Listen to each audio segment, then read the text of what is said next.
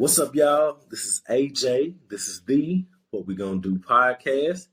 Back again with another episode. So I hope y'all enjoyed the past few episodes. Obviously, I've had a lot of guests. I did kind of throw one in there where it was just me by myself. And of course, I like those solo episodes, but it's actually good to start incorporating people back into the podcast and just having some different voices on. Today is very special and we're going to jump right into it, but this is an important conversation. I have a guest here and I'm going to introduce my guest here in just a minute, but y'all saw the title. So this is, it's going to hit home. We are having that conversation and, I don't know exactly how we're going to get through all of this information, but we're going to get through it as best we can. Today we are discussing Ava DuVernay's When They See Us on Netflix.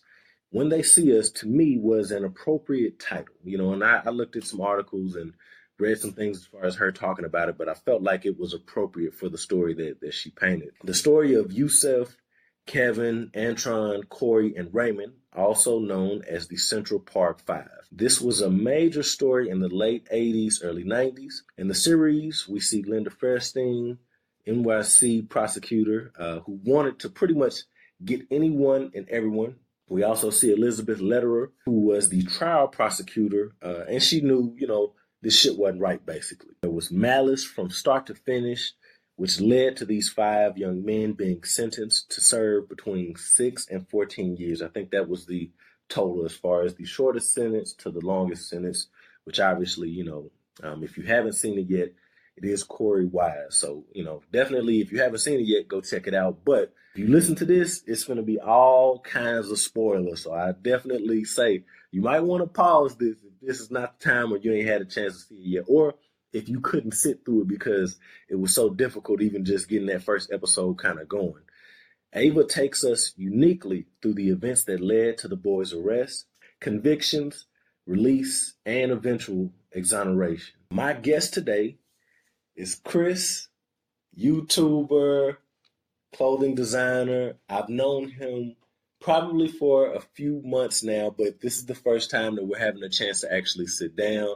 Welcome to the show. Hey, thank you. Appreciate it, AJ. It's a blessing to be here with your podcast and kind of give you my feedback on this amazing topic. Like you said, I do YouTube. You can follow me on YouTube, CGW Entertainment, Instagram, Dream Big NYC _. And I just want to, AJ reached out to me and this is a great topic. I got a chance to watch this amazing hit Netflix original documentary. And like he said, it really hit home for me. And he wanted to have a discussion because I think it's really important to have it in our community and everything in light that's happening in the U.S. right now. And people have been talking about it. So yeah, why not do it on here and kind of get the people stirring, Exactly. And Chris, he actually talked about this on his YouTube. He touched on it, and this is a good guy. He shows his wife, he shows his son, family man. Because y'all know I don't really, I cuss. Let me be clear. You heard me, but I cuss. I don't really fuck with everybody, man. But this dude is different. I got a different vibe, different feeling from him. And so definitely, I'm glad to have him on the show, like I say, because I was actually, if you follow me on Twitter, you see me on Twitter kind of talking about, I want to get into a conversation about this, whoever is talking about it. And so when I saw Chris was actually talking about it, I'm like, cool. Somebody watched it.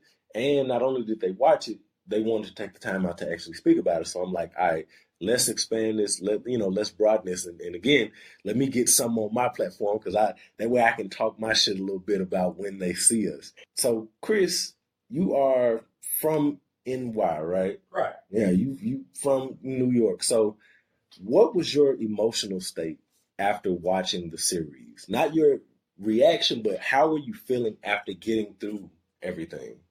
I think the two biggest things that really affected me is probably if you watched it, I'm pretty sure if you listened to it, you watched it the whole series already. But episode 1 and the last episode were like the biggest hitters for me because episode 1, you're hearing Linda Fairstein talking about these boys rummaging through the park, making them seem like terrorists through the park, beating up everybody, just raping women and. She really didn't have any hard evidence. She just wanted to, get justice for Trisha. That was a young lady that was raped in the park and left for dead. She kind of flipped the mindset of, women's rights and, no woman should be raped and, they need justice. So she just chose these teenagers out of 32 or plus more teenagers that was in the park that night and just really interrogated them illegally without parental supervision. And, I'm just the whole time, if you have kids or even if you don't have kids, the whole time you're watching it, you're just like, is this lady for real? Like, are these cops for real? There's already a bad stigma with cops and, the justice system. So, and especially if you African American, honestly, it shouldn't even matter what race you are, but especially if you are African American, like your blood is boiling for these kids. Kevin in the show, he got his like a cop hit him over the head with a helmet, and they didn't even ask him if he was okay. He needed some ice. They just yelling in his face like he's just like committed a murder, mass suicide, or I don't know. It was just a lot. Yeah. And the whole time you're watching that episode, your blood is gonna be boiling. You're gonna want to like flip the table, throw something at the TV or something. Yeah. And that was my feeling. And your hearts really go out for these young men. And you really think about the whole time. You're thinking about if it was you, your kids, like what would you do in that situation? And I think that's something very good that Ava got a chance to convey in her film, the way she filmed the show. So I think it was pretty good.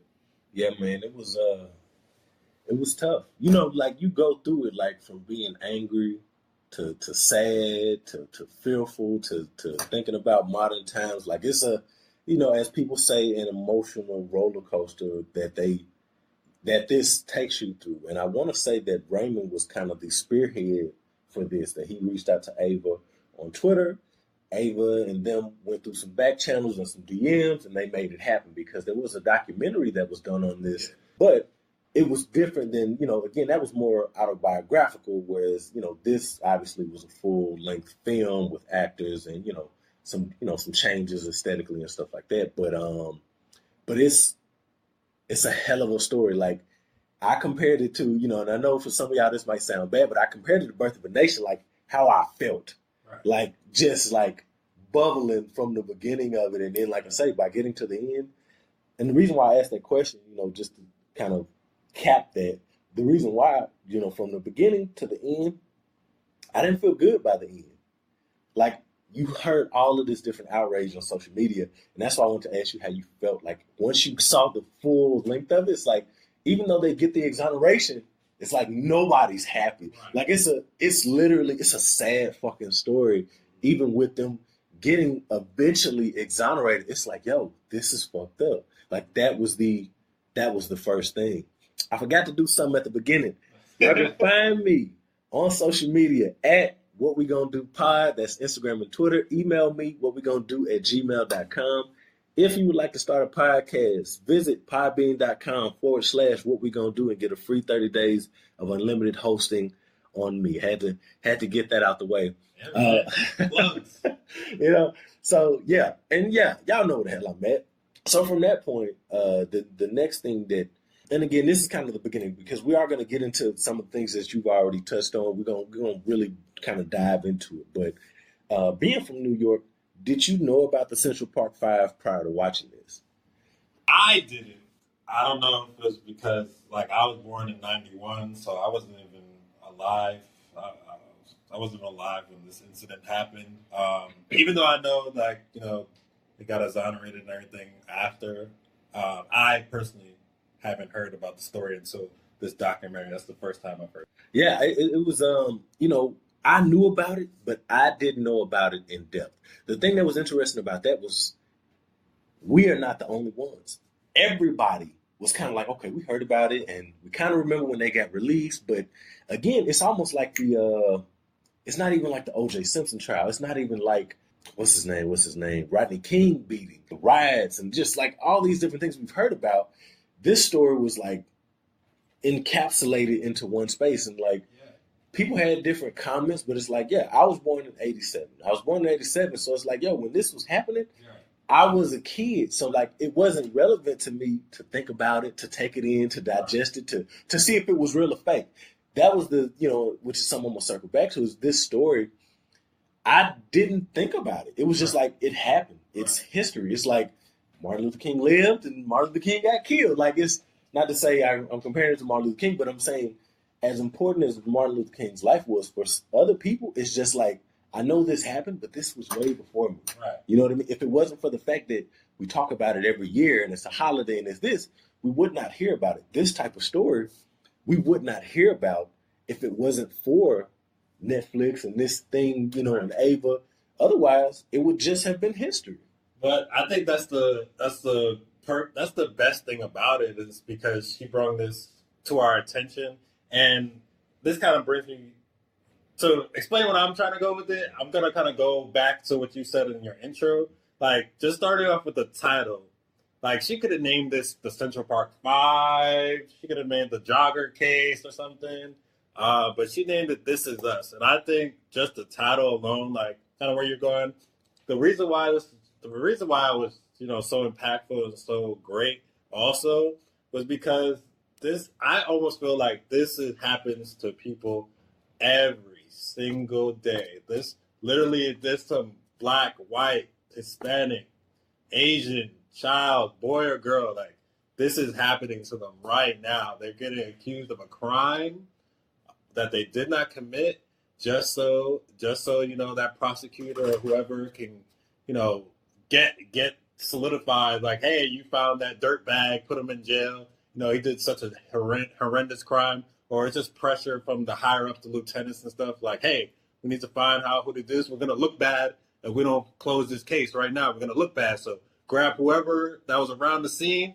We need to get them in, and we're sending them off. Like, I think that is why this is so great, and the title being "When They See Us" is so amazing because I feel like this is us. Whoever you want to say us is, like, when they see you, that's the type of stuff they're thinking they're gonna do to you. Not every.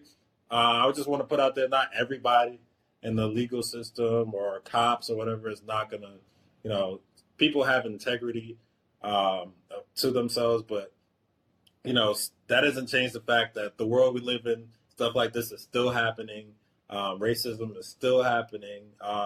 We have a President Trump that was actually in the documentary, saying some stuff. I'm sure AJ gonna get to it, but it's just crazy. Like, things are happening full circle. Things that we thought we were way past over from years ago.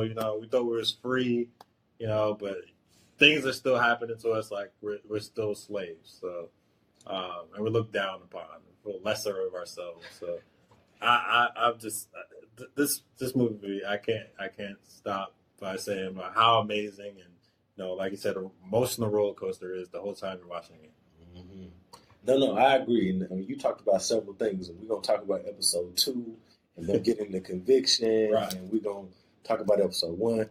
Now, he who shall not be named, I don't talk about this guy. You know what I mean? Maybe I might let you kind of touch on him a little bit, but it's like it is with yeah. So perception, and which you kind of touched on, is that even though you do have these good things, it's the perception. Just like we were vilified as a community, and just African Americans, Hispanics, and we were demonized, and we were made hyper aggressive, and we were made super predators from shit like this, to where it's like that perception. I mean, it is the reality, even if it's not everywhere. It is the reality that we face every day. So when we talk about police and we talk about how we feel about the justice system, to us, that's the reality. Even though it may not be the majority, that's how we feel about it, that it is corrupt. But we know our schools are corrupt. Like, as far as everything is outdated, it's old. They haven't got to modern things. Our police force, the different states, and just how the state and local government work together, it needs to be redone. I mean, you see things going on in Philadelphia where they're doing police reform, and 45 has kind of tried to put a halt on that because there are other more important things that the resources can go towards. You see everything that's going on in St. Louis, and getting a new Wesley Bell, getting him into office and him changing stuff from a guy who had been in position, I think, over 30 years or something like that. So you're seeing these small changes going around the country, but it's not enough. I listen to Shana King, and Shana King has actually broken it down on his podcast, The Breakdown, where he talks about which police forces do the most of arrest and the most convictions and the most this and that. If we can get into those infrastructures and change those from the top down, then we can really impact mass incarceration around the U.S. or whatever. But it's an epidemic, and obviously we got with the legalization of weed. You're seeing that charges are getting dropped. You're seeing different people getting released, but it's a slow process. It's still not to where it needs to be to get a lot of these people out. So there's a lot of stuff in what you said, but that is the perception of us when it comes to police and police reform, and then vice versa when it comes to how people see us from that time. Because it's stuff like this, people put a badge on all of us, like any of them are capable of doing it. Right. So even when you see a kid like Tamir Rice playing with a toy gun and somebody hops out within 6 seconds and shoots him, it's like, yo, this is crazy. Like, you're talking about a little kid with a toy gun, and this happens that quick, and it could have happened in any one of our communities. Right. We may have friends or family members or maybe a friend of a friend that they were impacted and they felt this stuff. I talked about it on the episode where my police encounters didn't turn out like that. Little Rock, I was fortunate, and it's kind of sad to say that I was fortunate, but I've had a few run-ins, but I never got arrested or anything like that. I kind of looked up, but it's like, man, to see individuals losing their life. And again, there's a long list. Amadou Diallo, Sean Bell, long list. Trayvon Martin. Shit, the list goes on and on and on, where it could have went a whole different way. And again, those are individuals that died. But again, you got guys like the Central Park Five, where these guys lost some of their most valuable years as teenagers. And we are going to get into that. So to jump into this before we say too much, episode 1. So episode 1 was really like the arrest. It's the beginning, and it's broken down into 4. When it came on, I thought it was just going to be one movie, maybe 2 hours or something like that. Then when I saw it was broken into 4 parts, I'm like, oh shit.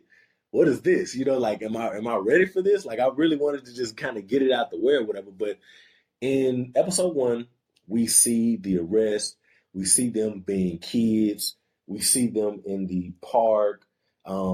It's really just like, it starts off kind of lighthearted, and then everything changes. The music gets ominous. You see the police running. A lot of stuff goes on at that point. So what I will say, just to start off, I went to Central Park, recently. And I mean, the park is huge. Yeah. The park is huge.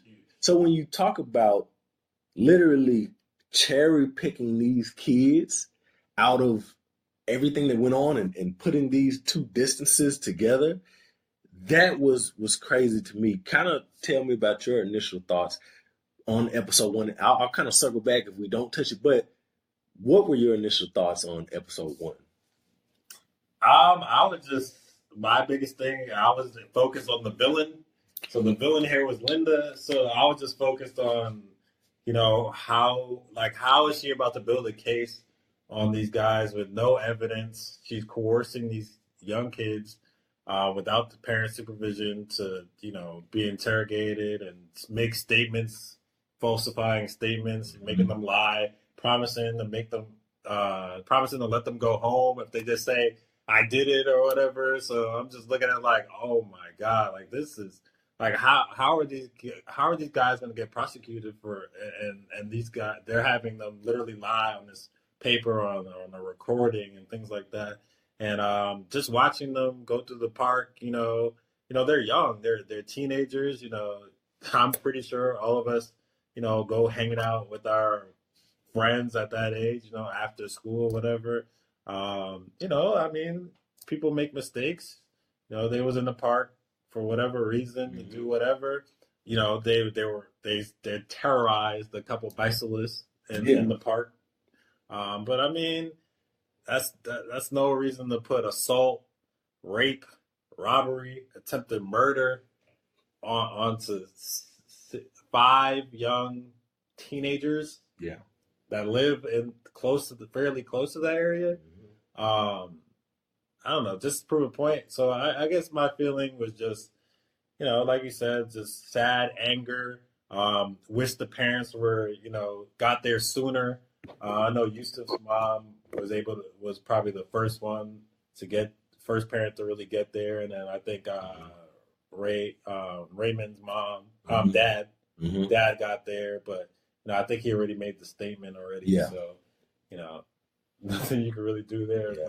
But I really wish that they got the parents, I wish they notified the parents that their kids had got picked up sooner, so prevent a lot of that stuff. Even though it seems like it may not even have stopped it, because Linda was on a mission, man. Yeah. And if you see this, she was on a mission. And the police. She was on a mission, man. Her and the police and how they orchestrated that.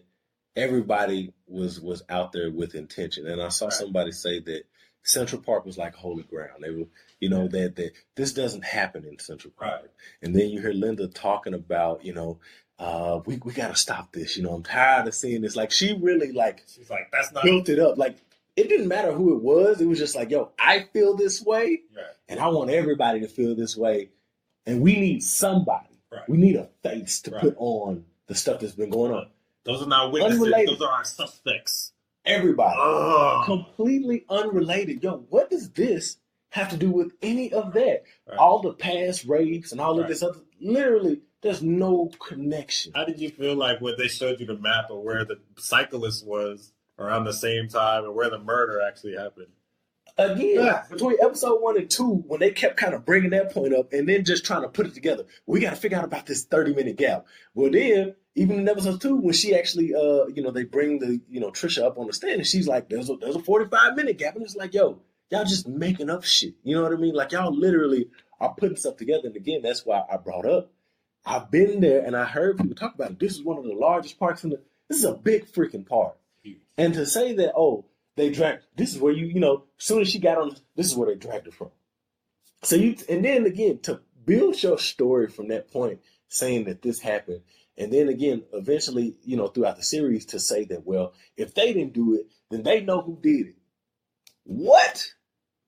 So you're saying, no, so are they the criminals? Are they accessories? Like, what are you trying to do? And again, I know that she wasn't necessarily involved with the film, but again, Ava said she did her due diligence and they tried to get Linda and they tried to get these individuals on board. And basically, people said they didn't want to talk about it. And they also said that they didn't want to recant anything. They basically said it's public information.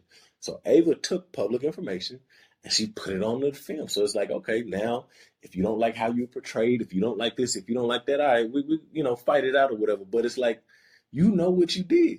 It was wrong. You know what I mean? There's no way to cut it. We're talking about kids. You know what I mean? Like I'm going to talk about it later on, but I can only imagine, like I was like 6'2", 6'1" when I was, 16, 17. So you're going to look at me like I'm a grown man, like I'm an adult. You're going to treat me like an adult. You're going to talk to me like an adult. You're going to physically abuse me. Not that anybody should get physically abused in police custody, unless maybe you're murdered or something like that. But anyway, for people who literally, we're talking about kids who there was no evidence that they had any connection. I don't give a damn about the mud. I don't give a damn. Come on, the scratches on this kid's face, that this was done by this woman, that she was fighting back to really weave this story the way that they did it was foul. That whole thing of how they put that together and they sent them out, and you see Corey going with Yusuf voluntarily. You see Anton and his relationship with his father. Right. Again, you see Raymond, who gets left by his dad initially, and then is there with the grandmother. And then they ask the grandmother to step out because she doesn't even understand the language. Right. And again, you hear Kevin asking for his mother in the episode, like, hey, do y'all talk to my mom? Like, Kevin was the youngest. And Kevin was one of the kids that I really felt bad for. Kevin and Corey. Kevin being the youngest and both of them being beat by the police. Obviously, Kevin got hit when he got tackled to the ground and all of that type of stuff. And Kevin's was really fucked up because he was literally, it's like, man, I can imagine, a little kid trying to tag along. They don't know no better. They just want to see something different. Just kind of want to be grown a little bit. And literally, he doesn't even get into the shit. He's literally walking up. All hell breaks loose. And he's a casualty of shit that got to do with other kids in the park. And it's like, yo, this innocent kid who was going to be, I think, a trumpet player or something like that, he literally didn't even get to have no fun. I think about it like, man, it's like if I went to a party and I'm 14 and I didn't get a dance and I get arrested after the party and it's like, yo, I wasn't even doing nothing. Right. I would like literally, I didn't hit nobody. I can see if I fought. I didn't do anything. I literally went to the party. I looked at the party and then I was about to leave and then everybody got to just running and I get arrested. Not only do I get arrested, damn cop hits me in the face. You know what I mean? And all of this other stuff happens. Again, with him getting arrested, getting interrogated in the manner that he did. And again, all of the kids got that. Raymond Dad, I feel like Raymond Dad should have never left. You know what I mean? Like, it's hard to say, like, hindsight being 2020, it's hard to say that what you would have done, because I can picture that. I know some people were kind of upset, but it's like I can picture somebody saying, "Yo, I gotta get to work. Like I can't lose my job. Like if I lose this job, then we go."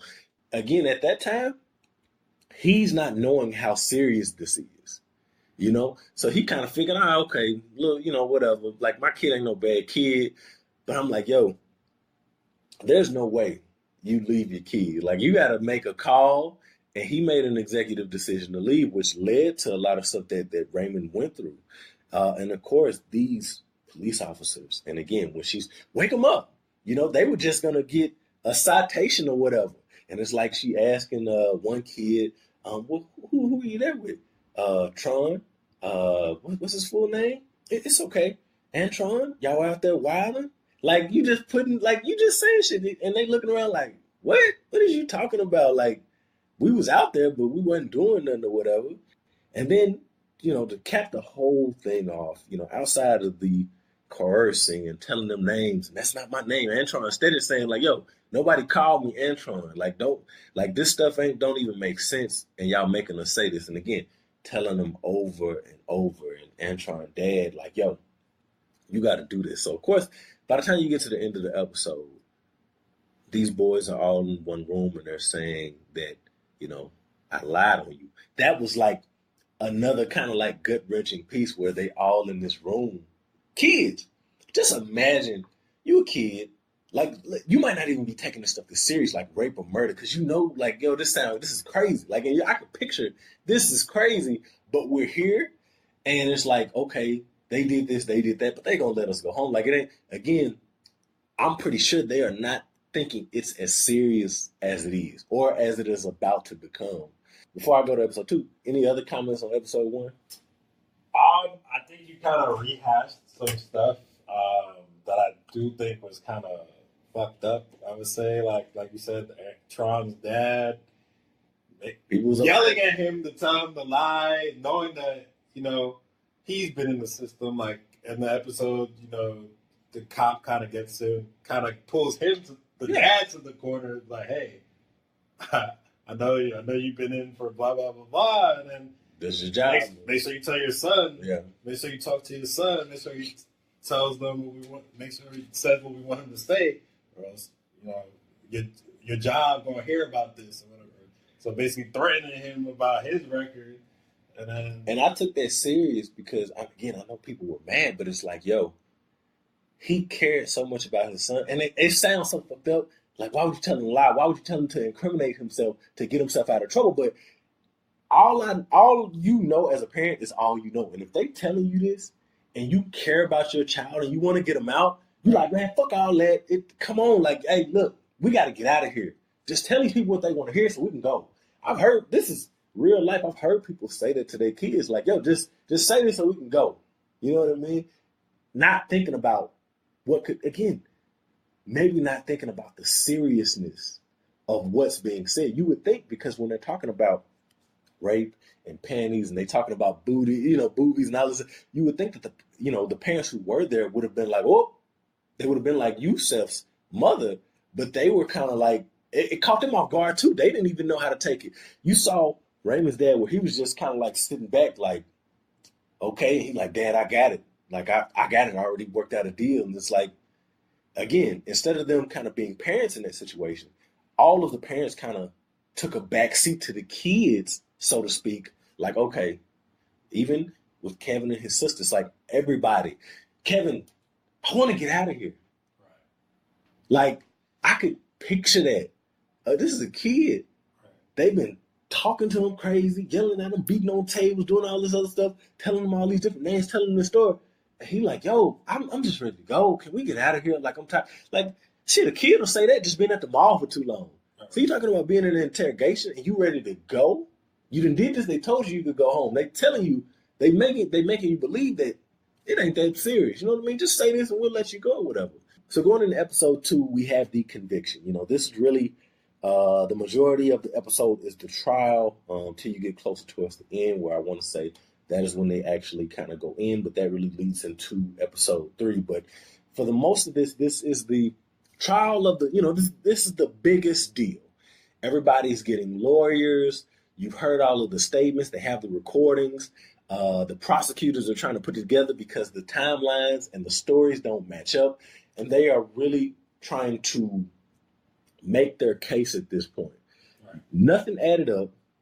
Nothing makes sense. Again, Central Park is so large. Again, for them to put one rape and one park together to make 5 made no sense at all.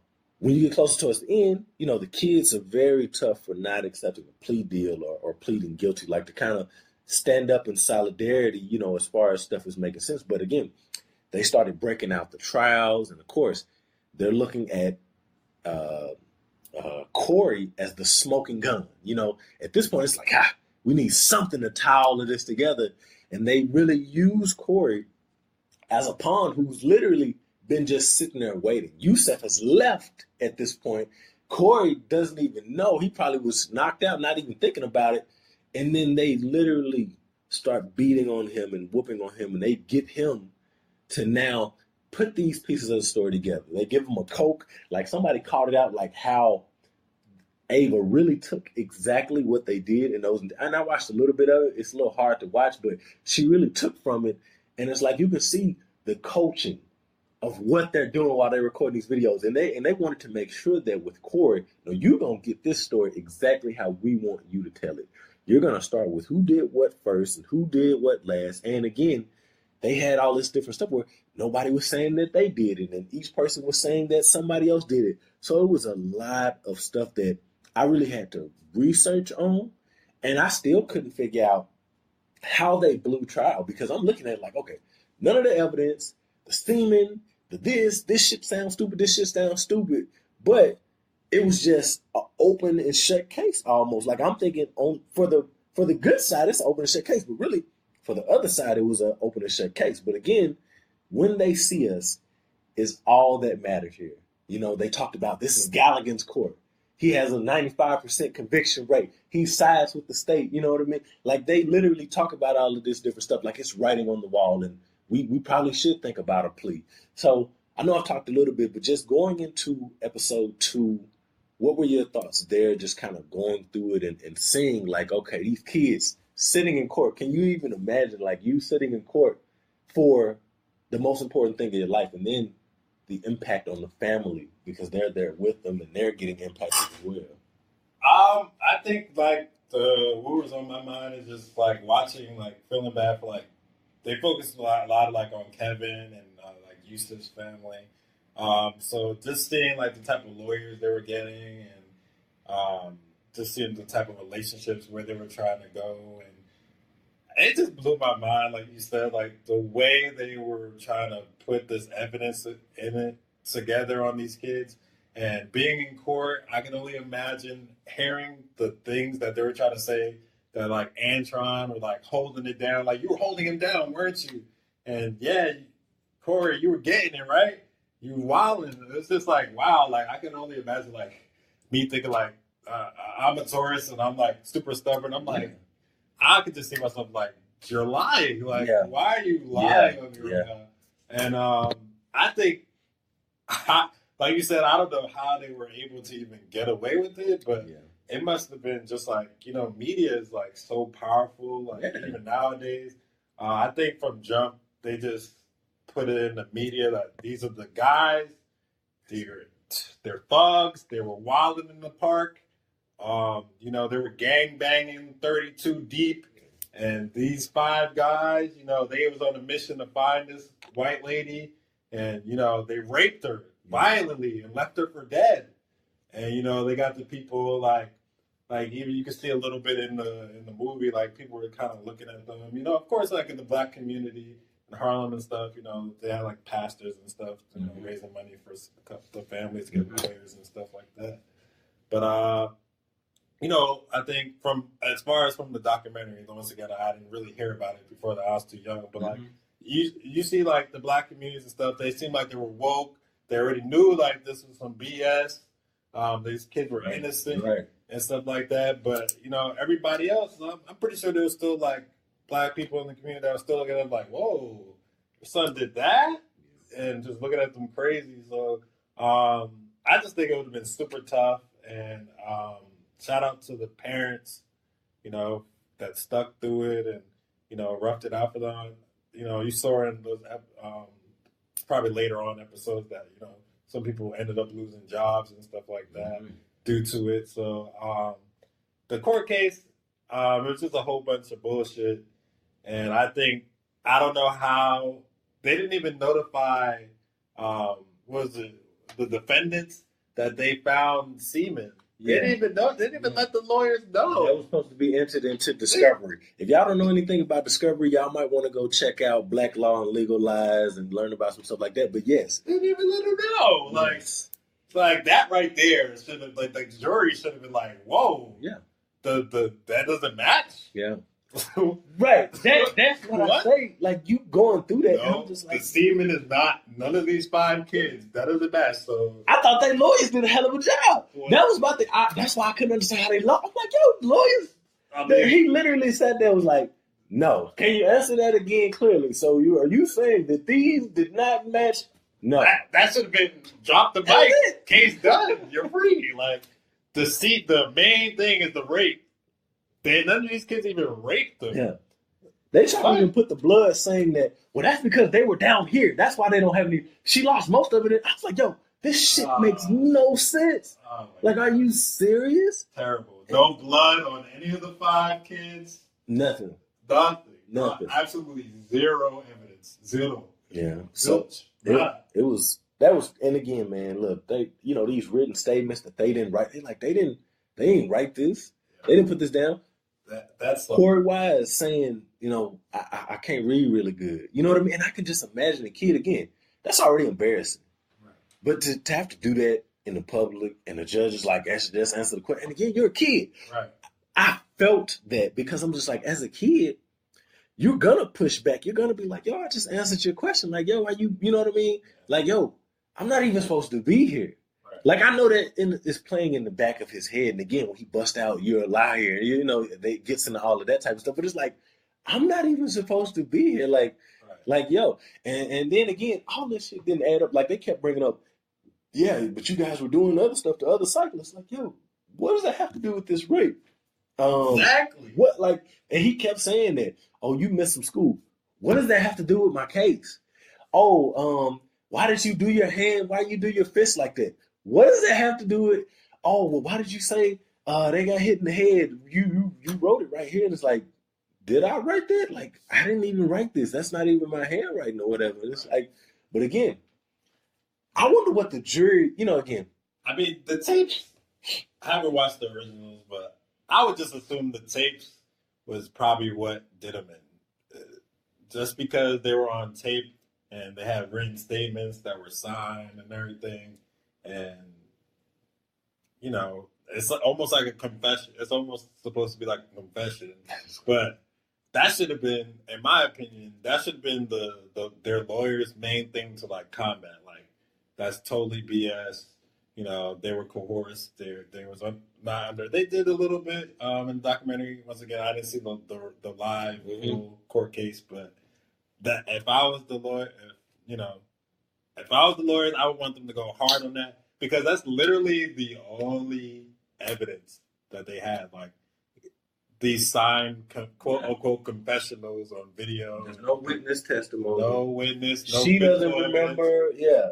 So other than that, you don't got nothing, and you just need to combat that. They were told to say this. It's simple, just so the jury knows, because those are really powerful things. Like that Corey and stuff saying like they were on top of her. They signed it. So like, you don't want the jury to think those are like real, like factual stuff. Mm-hmm. So you just need to stress to the jury and everybody, like, the cops and everybody made us say that they wrote that themselves. We just signed it. They promised to let us go. Like, I would just stress that. But at the whole time, you're just gonna be like, just sick. Just sick. Yeah. I mean, I don't even know what the jury selection was. I don't know if they were all white or whatever. But it's just like, I'm sure they laid out those 5 pictures. They laid out the pictures of this woman. They laid out the sign. They laid out the videos. And they like, this is it. Here we go. We can just hand this off, and we shouldn't even have to say nothing. Right. But it's like, again, this ain't my handwriting.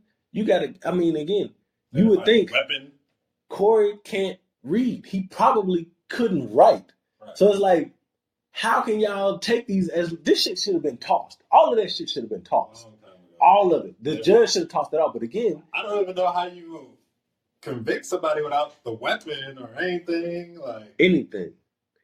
They ain't got no follicles on them. The hair doesn't match. Don't nothing match or whatever. So that was, episode 2, and it really took you through it. And again, Ava throughout, she sets the tone. Just the look, the feel, the music, like the clothes, the attitudes, and she really sets it up. And again, when it gets close to the, you think that, they have a chance, and then it's like everything just drops, like just like all of the emotion is sucked out of the room, and everything drops. The only other thing I want to circle back on is, again, talking about Antron's dad. Now, the thing that made me mad is him dipping out.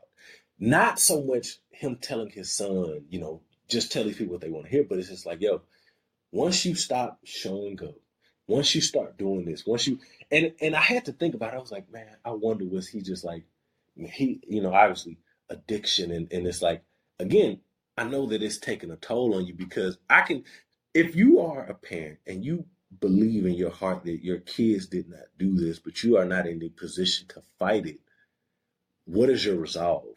Where do you turn to? And unfortunately, his dad was, shied away from it, and he took a bad turn.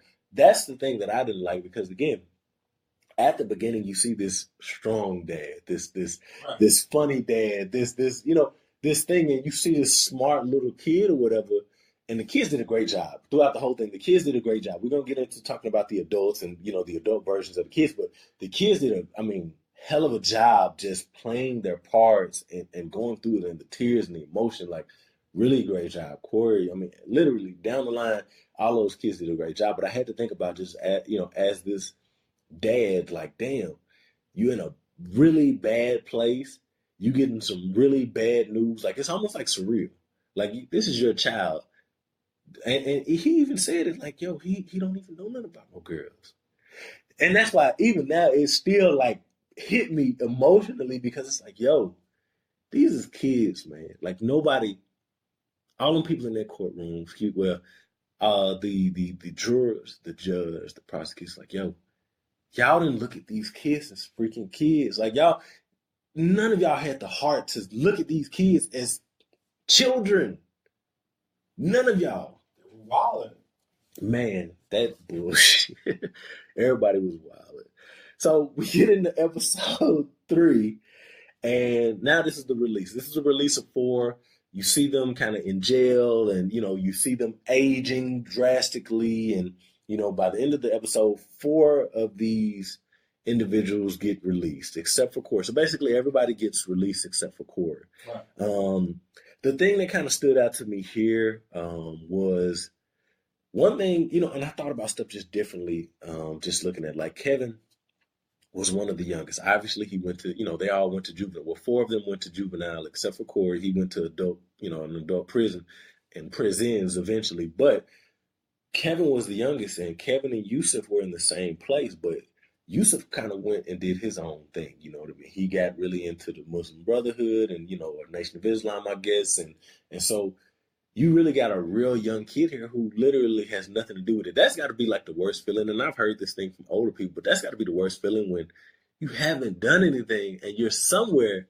Like, I know it fuck with your mind. And again, you hear Antron talking about he's having bad dreams. Again, these are little kids that are going into jail or whatever. Like, again, you talking about ninth grade, 10th grade, yeah, ninth grade, 10th grade, maybe eighth grade going into the ninth or whatever, because it depends on your birthday or whatever. So it's like you talking about little kids who they know this, they know their lifestyle. You see, Corey having a little dinner day. You see them at the beginning, with the watch. I mean, you see. I'm glad she did that, like to show these were kids, like literally. You see some stuff going on. Everybody going to the park. Oh man, let's go to the park. Whatever. But she showed that, and then again, you get to episode 3, and it's like these same kids that were just regular kids at this point, going to school. Yusuf got his clothes on, looking nice or whatever.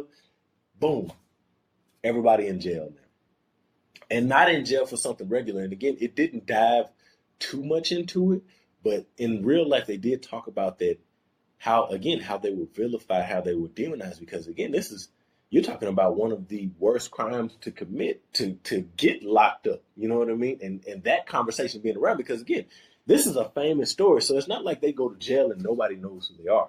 You talked about the media coverage and just how talked up it was. So I can only assume that when they get to these prisons and they're dealing with these other kids, and again, Corey dealing with adults, they're like, oh, y'all the rapists. Oh, y'all like to rape people. And not even, again, maybe not from the, people that are black and Hispanic. Again, you may have had some people, but again, you see the skinheads and different things like that. So it's just like, man, I can only imagine what they dealt with, even though they really didn't talk about it in episode 3. So what was your thoughts on episode 3? I'm going to talk about some more stuff, but what were your thoughts on episode 3? I would say my biggest takeaways is I'll go into Raymond and his dad coming back home.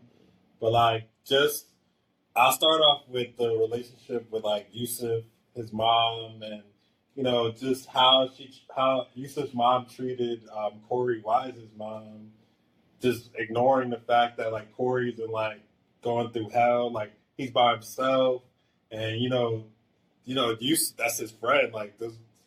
I'm sure Yusuf's mom knows that's his friend, and at this point, I don't know. I'm pretty sure she knows that Corey only got picked up because he was there for Yusuf. So I think that was a little messed. That was very messed up. Yusuf's mom was foul. She was foul. I hate to say it that way, and I'm sure Yusuf knows. She was foul throughout episode 1, right. Episode 2, throughout the whole thing. Right. And Corey said, but she had the right mindset though. But we were just gonna say no. But I like that she was strong, trying to get her son out of there. She was just focused on her son. She's one of those moms is I gotta get my boy out of there. I get that. I fucked with that. But yeah. Even Corey said his mom will kill me. So right. I would think his mom know. Right. Now she might have been like, okay, he's a bad influence and he's a bad kid. I ain't like you really being around him nowhere, but it's almost like, again, it's like you throwing him on, we supposed to be together. It's like you throwing him under the bus. He didn't do this. Right. I get you riding for your kid, but if this is my partner, okay, right. You and your best friend, I would hope my mother would never treat right. my friend's mother that way. You know what I mean? I agree with you, but I thought that was just as crazy too. She sat there and told him nobody's heard from him. It was in a what's it called, asylum?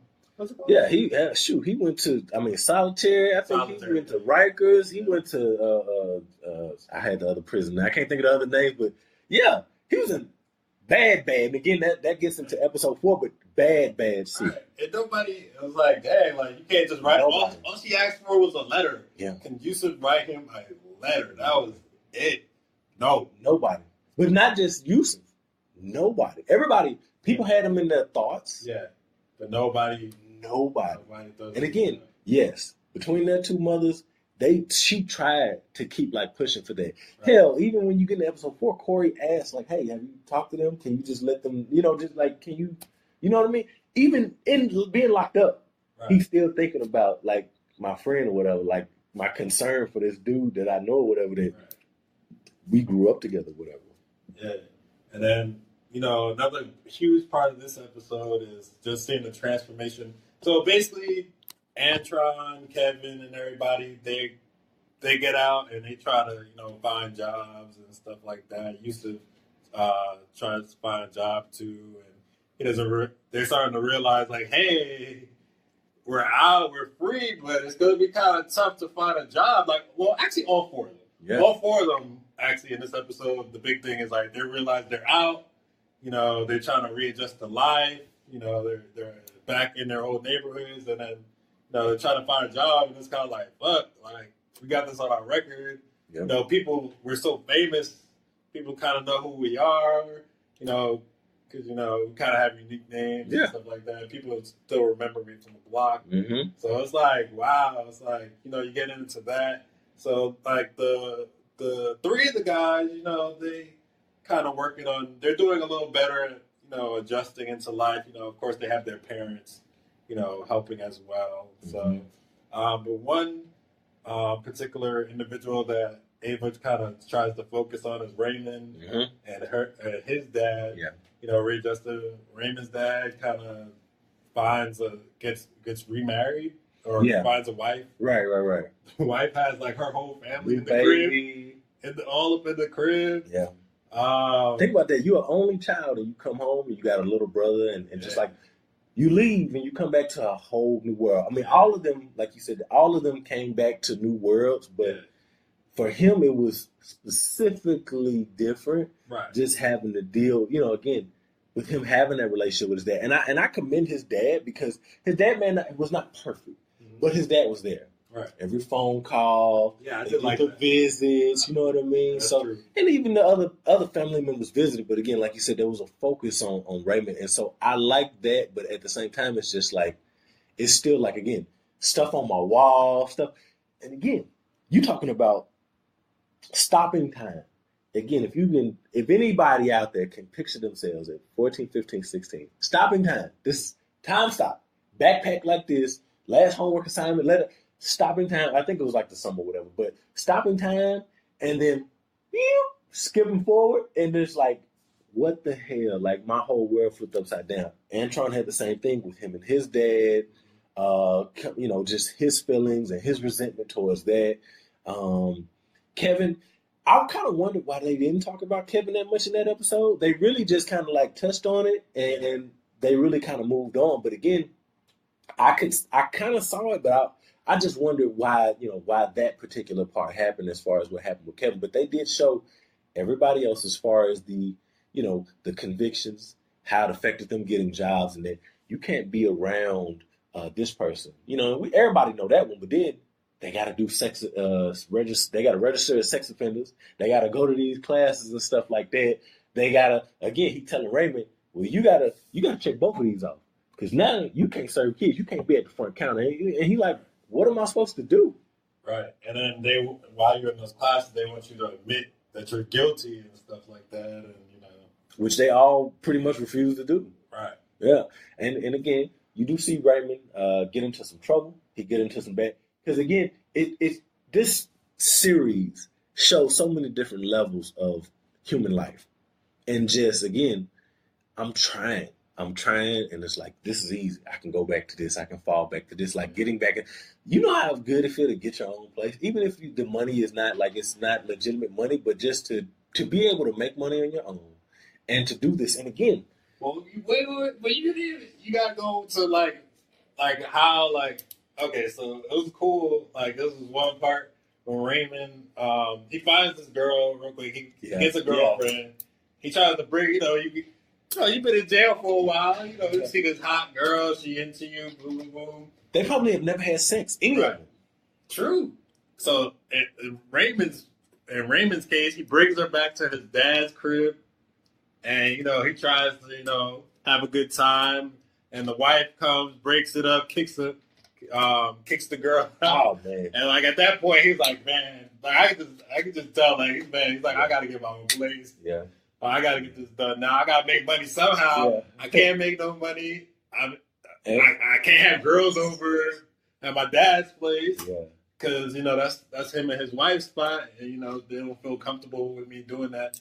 So, like, damn, like, what am I supposed to do now? Yeah. And think about that. Kids go through that. Yeah. Usually, you get in trouble as a kid, you get caught. Again, we talking about 19, 20, 21. Mm-hmm. This is a different world. You know what I mean? And it's like, yo, what the, like, man, now you calling me a rapist you calling me a rapist. You don't even know me. You don't even know what happened to me. Sure. Then again, you coming in here, you acting like this. I was kind of like, yo, that's like the worst place to bring a girl because it's too many damn people in the house. I was like, yo, this is a bad idea. But think about it. He never had the opportunity to learn as a kid that this is not a good idea. Right. So in his mind, this is just regular. I don't know where else to bring her. That's what most kids do. Well, you can come to my house. That's a kid mentality. Again, you got, and again, I talk about it like once we kind of get into our final thoughts, but you have these, kids with post-traumatic stress disorder. And again, they're trying to catch up with time. Right. They even talk about it in several of their interviews, how they lost those years and they feel like they'll never get them back. They have a life, but it's like they feel like there's always that time that they're trying to get back that they never got to live.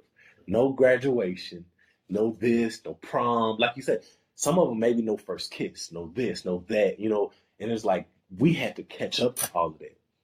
And I do talk about, again, I won't talk about it more at the end, but they missed like the best part of the 90s, like the music, Pac dying, Biggie dying. You know how much cultural stuff happened in the 90s?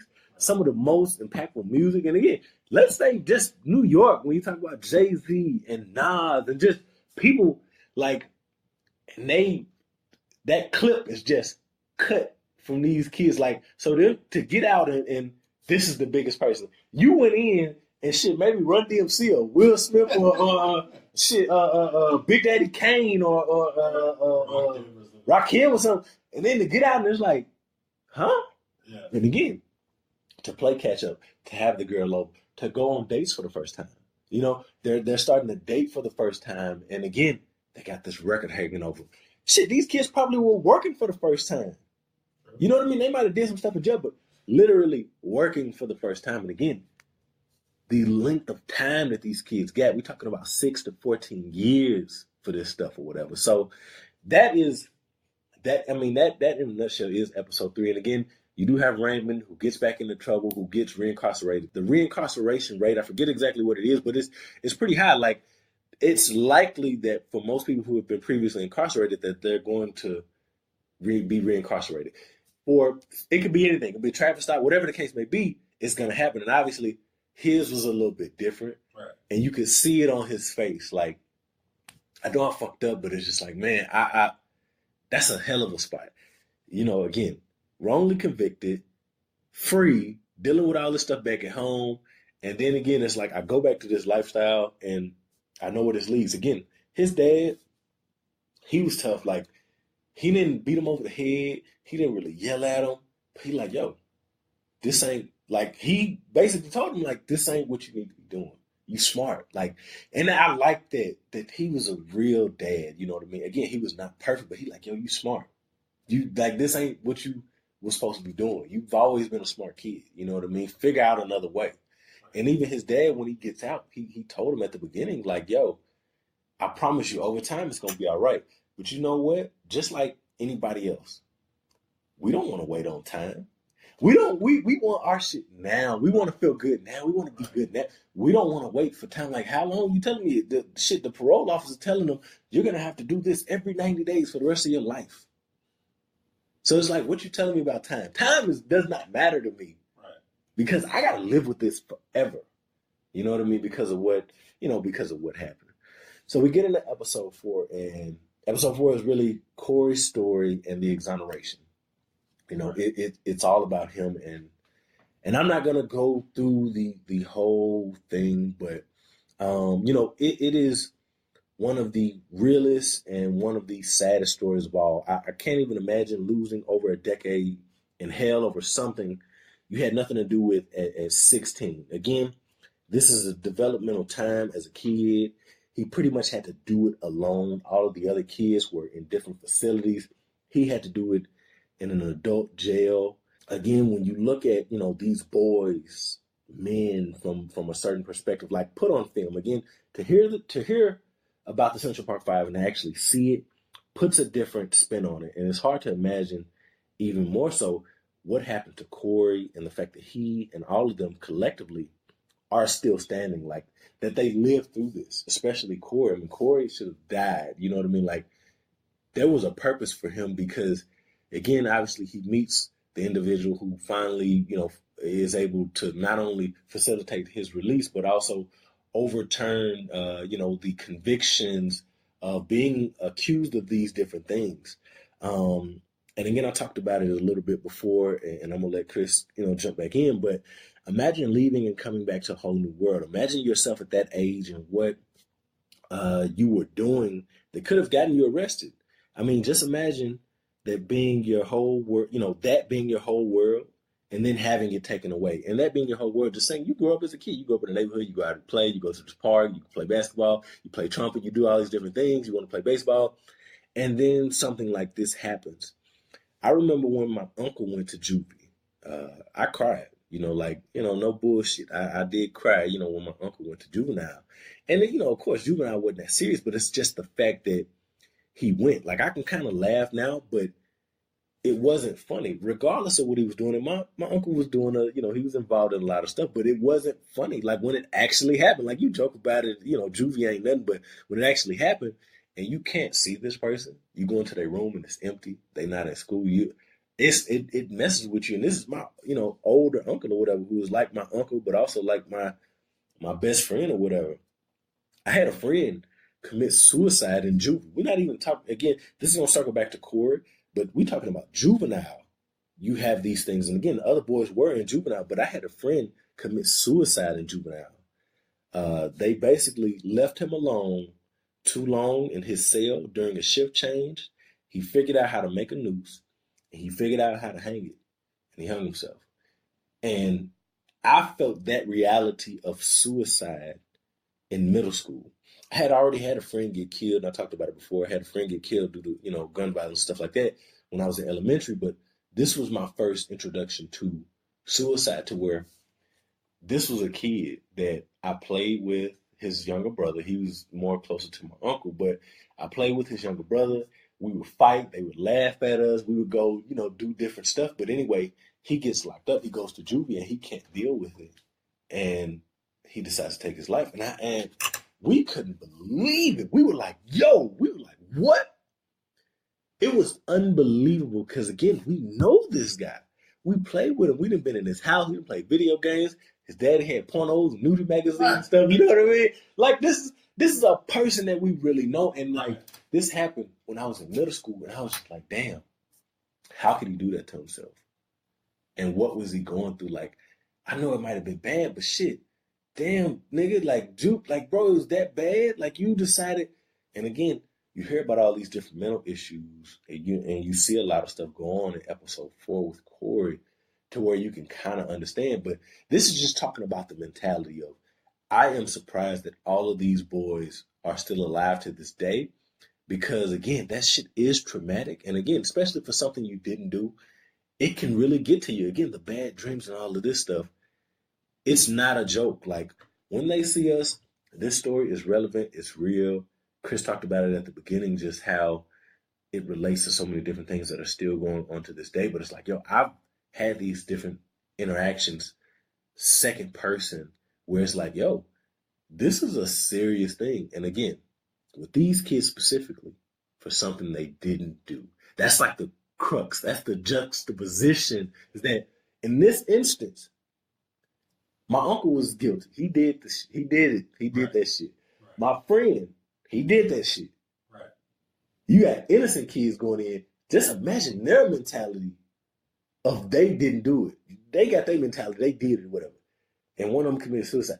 But these kids, like, we didn't even do this. And they in there. So can you talk a little bit about episode 4, and then we will get into our final thoughts, and we're going to wrap it up.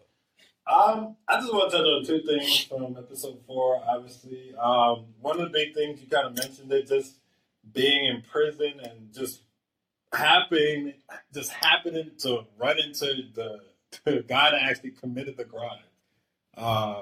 It's just crazy to me. Yeah. Like, did you actually met the person that you're in there for?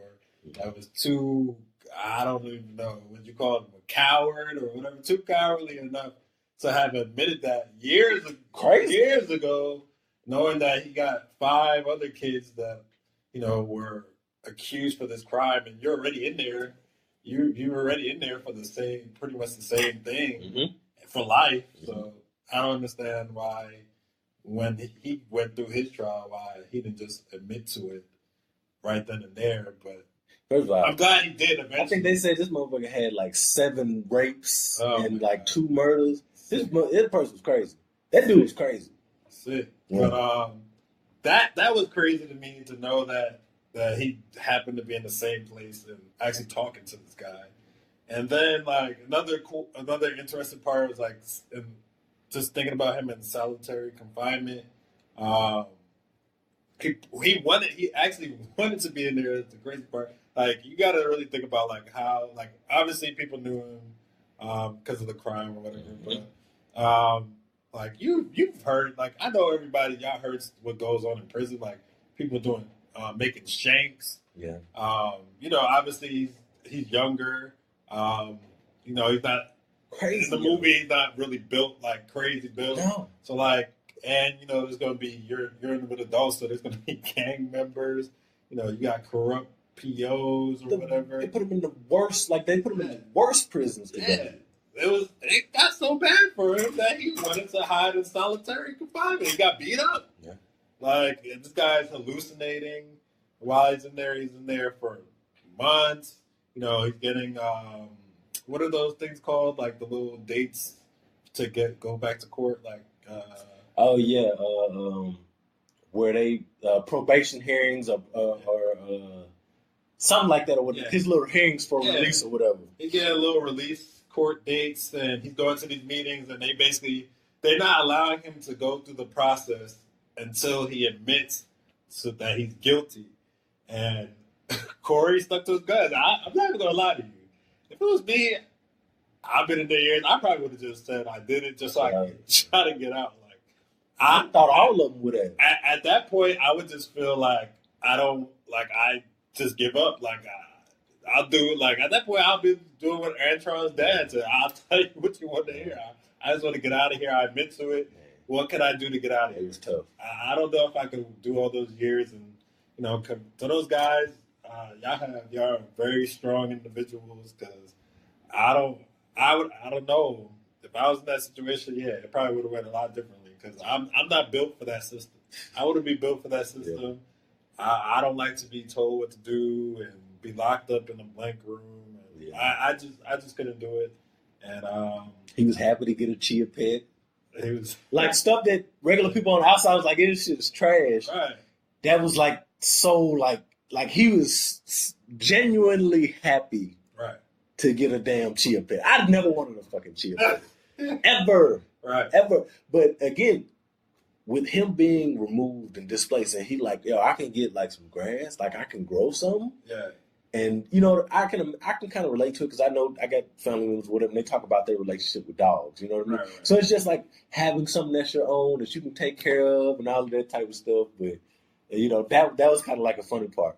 What about the with the AC being out at the jail? You know what I mean, for like months or whatever, and like they basically all in there yelling, going again, still in solitary, right, and just butt ass naked, like dealing with that, man. Like, it's hot. And to be so happy when it comes back on, man. I forget the time frame, but it was out for a while. Wow, yeah, it was out for a while.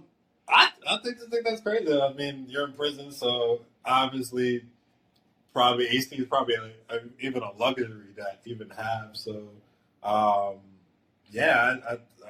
just think it's tough, man. I'm just, all I can say is I know I wouldn't be built for it. The food. The guard I don't know if that was Rikers, that first guard that was asking him for stuff from commissary, like the candy and stuff. Yeah. I thought that was gonna go left real quick. I thought he was asking for something else. Yeah. I thought it was like something more sexual. I was like, oh nah. I think everybody did. Yeah, I did too. Yeah. I was thinking, I was like, oh, don't tell me this boy is about to.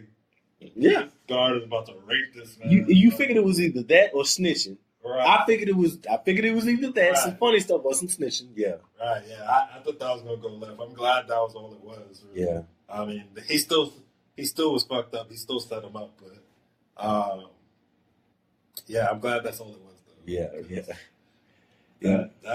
That would have just made the story like, oh my god, that would have just made the story even more crazy. I still feel bad for him, but that happened to him. Oh my god.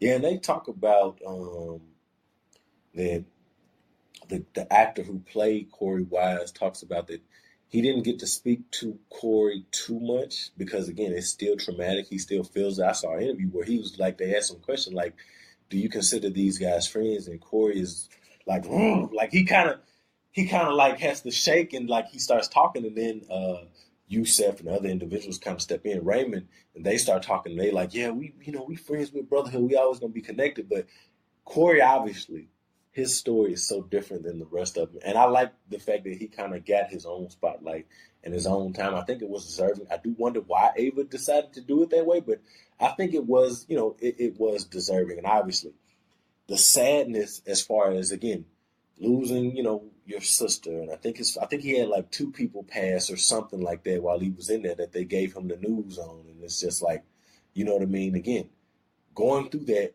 while you're in there, and again, he lost the most time, over a decade. Mm-hmm. Talking about Lil Wayne, Carter 1. I'm like, yo, this dude lost a ridiculous amount of time. And he just thinking about if he had just stayed in the restaurant with his girl. Oh man, the daydreams was like, the daydreams fuck with me. The daydreams was hurting. It was just like, oh my tell him, nah, I'm not going. I'm staying right here. Golly. That's all he had to do is I'm staying right here. And then him just imagining, man, going down to the Ferris wheel and going down to, I can't think of the name of that port or where all that stuff is. Coney Island. He's just like thinking about like kid stuff, and then again you get back to reality. You see the beard, you see the hair changing. They was clean kids when they went in. They was clean. Antron come out bald headed. Now Antron messed me up because I thought Antron, I was like, yo, he don't look like the little kid to me. Everybody else, I felt like was pretty good. That was the only one where I didn't really, whatever. But of course, at the end of this episode, they do get exonerated. All of this stuff comes out. You see them holding hands, and this is the end. But like I said at the beginning, it's bittersweet. There's not a resolution. Everybody is not happy at the end. And again, stuff was skipped over because there's a period of time where everybody else is out, and then Corey gets out. So they had to deal with living in this reality for several years of being convicted rapists. Out, and again, he was still locked up and just kind of going through his different motions. And again, the physical trauma that Corey dealt with, you know what I mean, outside of the mental stuff. It's like, that was, like I say, episode 4 was really devastating, all of that stuff for it to happen to him. But again, he gets out. And of course, I'm glad that they used the same actor because Corey is a smaller guy. Even now, he's still pretty much a smaller guy. And they show that he gets out and he's still dressing baggy and dressing like fitted down, everything matching.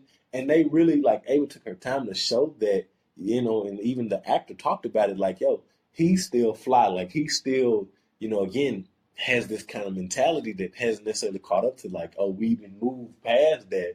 He's still like, shit, I like my outfit. I look clean, whatever. I like it. So that's the whole thing. And again, there's so much more that we didn't touch on, but I want to kind of get into final thoughts, and I'm gonna let Chris say his piece, and then we're gonna get out of here. We talked long enough. This is not gonna be the longest, but this will be the kind of like the record. I got a record with my boy Sair. Shout out to my boy Sair from TOS Podcast. But this is definitely gonna be another one. So my final thoughts was basically, I love how they shot this. It was definitely, I felt like it was a period piece being from the South. Like I felt like I could really feel the environment, the music, the atmosphere. The kids are the future. I felt like all of the kids did great. John Leguizamo and Niecy Nash did great as the parents of Raymond and Corey. Like I felt like their performances were very strong. I feel like if you can get through the first two episodes, you can get through the rest. Those were also the ones where people were the angriest. Well, the first and the last, and maybe the second, but the first and the last for sure. The whole thing was one of the toughest series for me to watch. As tough as the young men had it, the families and the mothers were hit equally hard, and they stood by him. You see him at the end of the movie in episode 4, at the end of the series in episode 4. You see them there. This miniseries, I had to really think about it. Like, this miniseries is one of the best I've ever seen. Again, the look, the emotions that come out, the clothes, the music that sets the tone. Like, the music really changes the pace. Like, when you get to a good spot and you're not sure what's happening next, that music fucks with you because it's like it sets you up for whatever is coming next. At the end, I realized that I never thought twice about this story. You know, again, I talked about it earlier at the beginning that it was just history. I remember hearing about it, but I never thought about if they were guilty or not. I remember, you know, even hearing about them getting released or whatever. But again, I never really thought about it. So this really put it to not just the front of my mind, but to everyone's minds. I've known about groups like the Innocence Project for years now, and others, you know, that help to get people exonerated for crimes that they did not commit, where there's no evidence and things like that. But it's horrible to think about the fact that this is just one story. This is just one story that went on for that long, that happened in '89, and it's just now getting brought to the light, which is, I'm glad, but it's like, I don't want to see no more stories like this. Like, this is so fun. Like, I don't want to see this again. And I'm sure there are going to be more. I'm glad that documentaries are being made because people do need to know these things happen, but it's also terrible. Like, again, there's no happiness from it. There's no, like, it's, even though they're released, they got these, they got money from the state. It wasn't enough, but it's just like, you can get money, you can get all this different stuff. You can never get your time back. Ever. You will never get that time back. Again, I mentioned it. I've been watching interviews, and even now, those 5 men are still dealing with PTSD from the time that they got out, even up to them getting exonerated, even up to now. But overall, you know, like I say, it's a powerful story.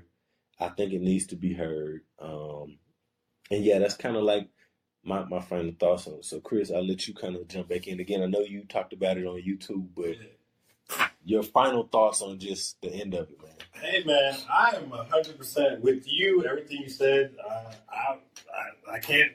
I'm 100% in accord with what you said. I mean, the acting was amazing. Everybody, the parents, to the kids, to the kids after they grew up, after they came out. You know, I think even the villains in there, the prosecutors and everybody, I think they did a very good job of like casting and because you felt in the character. Yeah. If everybody tell you they feel that episode 1, you know, they getting mad, it's hurting, you know, that's an amazing job. They did an amazing job of conveying what the seriousness of the crime and, you know, how these kids felt and, you know, everything that was going on being coerced. And I think, like you said, the music was like on point.